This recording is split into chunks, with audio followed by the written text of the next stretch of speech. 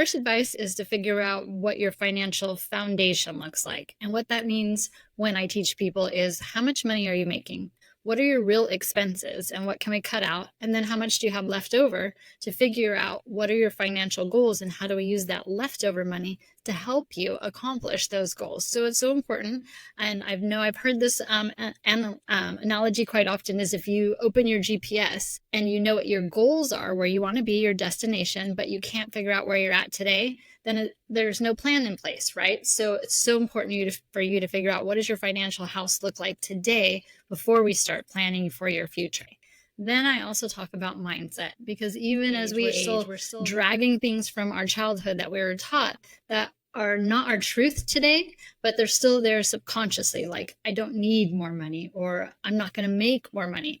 Well, none of that is true. You can obviously change that about your life, but until you become aware of what you're thinking about, we can't break through that and figure out real tangible ways for you to create that income, right? And so that could be whether or not if you're working a job, maybe you need to invest in some education to get a raise in order to move to a different position. Or if you're a business owner, thinking about your client base, how else can you serve them? Or maybe you need to charge more. I know that's very difficult for us women. We don't like to charge more. But if you really truly want to create and achieve your financial goals, we've got to figure out a way to bring some more money in. I'm more of the abundance mindset, meaning let's create more income versus let's cut out your expenses. I do believe you got to control your expenses.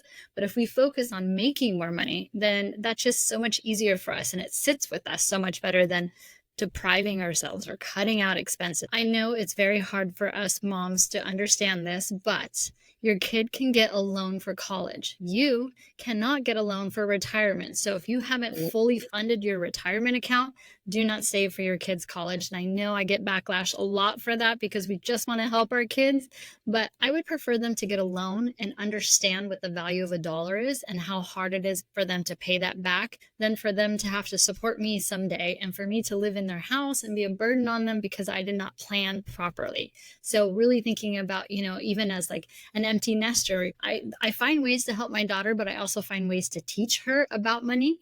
That way I don't want to be a burden on her. And it's not selfish of me to put money to my retirement at all. It's taking care of myself first is a very unselfish act so that she doesn't have to take care of me later. So if you have investments, definitely speak with your financial advisor, making sure that the investments are properly diversified in your time frame. Meaning, the older we get, the more conservative we want. We don't necessarily want to be super risky because we don't have the time to ride the market up and down. Now, still be risky with part of it.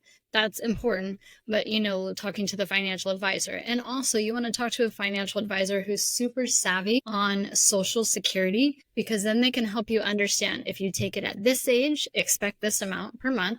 If you take it at this age, the longer we wait, the higher that amount goes up. But that only makes sense if you have another source of income. So really getting that clear picture and asking those difficult questions to your financial advisor is key.